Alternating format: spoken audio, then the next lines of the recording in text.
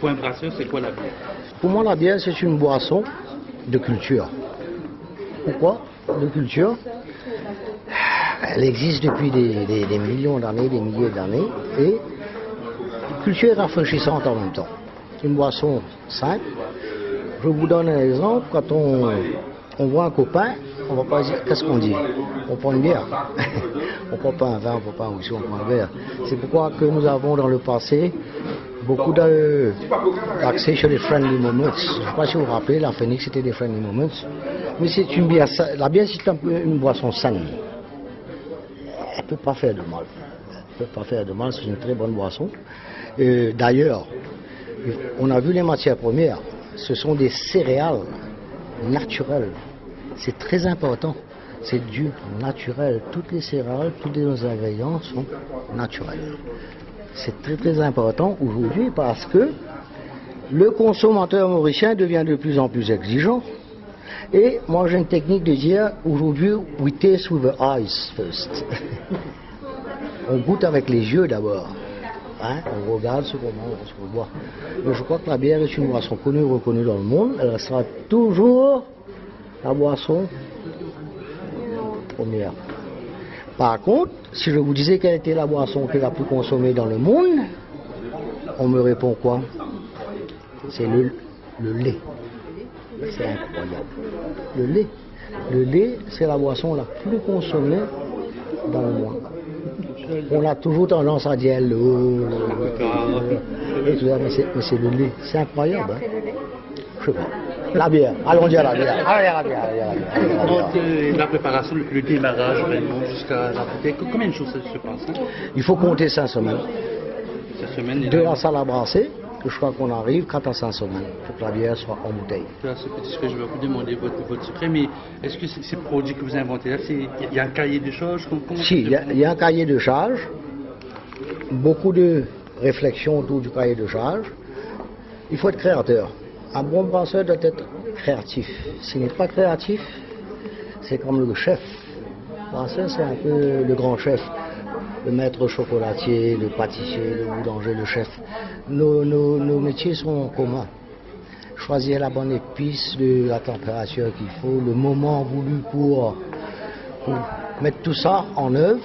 Et à partir de là, la chose la plus importante pour moi, c'est mon consommateur. On ne brasse pas pour soi, on brasse pour le consommateur. C'est lui qui décide finalement ce qu'il veut. Hein.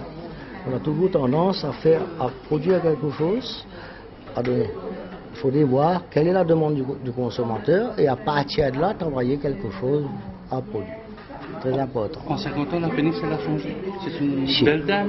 50 ans de sustainability ou 50 ans durable, que je dirais. Hein, on a beaucoup évolué, on a modernisé, on a automatisé. La qualité n'a pas changé. D'ailleurs, c'est pas notre objectif. Il y a une passion derrière ça, il y a une culture.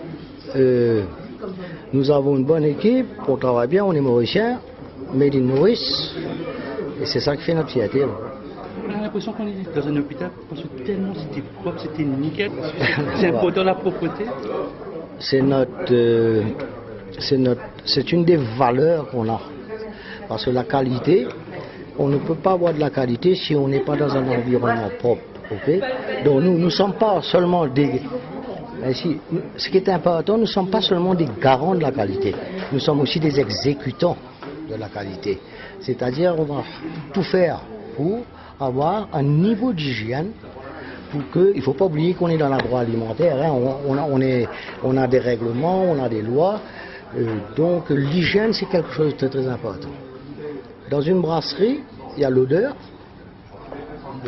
l'hygiène, et le brasseur, ce qui est intéressant chez nous, je vois mon produit tous les jours, je le vois, je peux le sentir, je peux le toucher.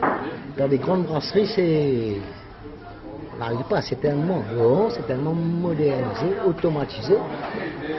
Moi j'appelle ces grandes brasseries, les brasseurs, des TV brewers. Des TV brewers, moi je suis un brasseur de terrain, je suis à le terrain avec mes hommes et mes machines, et c'est ça la qualité. Est-ce que vous avez des moyens de contrôle au niveau du coût, au niveau de la qualité dans l'usine et On en a- dehors de l'usine? On a un laboratoire de contrôle qualité qui fait toutes les analyses physico-chimiques, microbiologiques. Et puis aussi, nous envoyons nos produits dans des grands laboratoires, par exemple Guinness, Diageo, qui est aussi c'est un partenaire social, on fabrique de la Guinness. Donc ça nous permet aussi de faire du benchmarking par rapport à notre laboratoire et le laboratoire Diageo. On fait du benchmarking pour savoir si vraiment on analyse correctement les produits. Vous pensez dans 50 ans la Phoenix sera la Phoenix Je sais pas. la Phoenix Moi, sera où? moi, je ne serai plus là, à 50 ans. Mais je crois que derrière les jeunes qui sont là, j'ai des jeunes, ils sont capables de prendre la relève. La relève est là au niveau des brasseurs parce que Assuré. La relève, c'est mon devoir en tant que de préparer la relève. Très très important.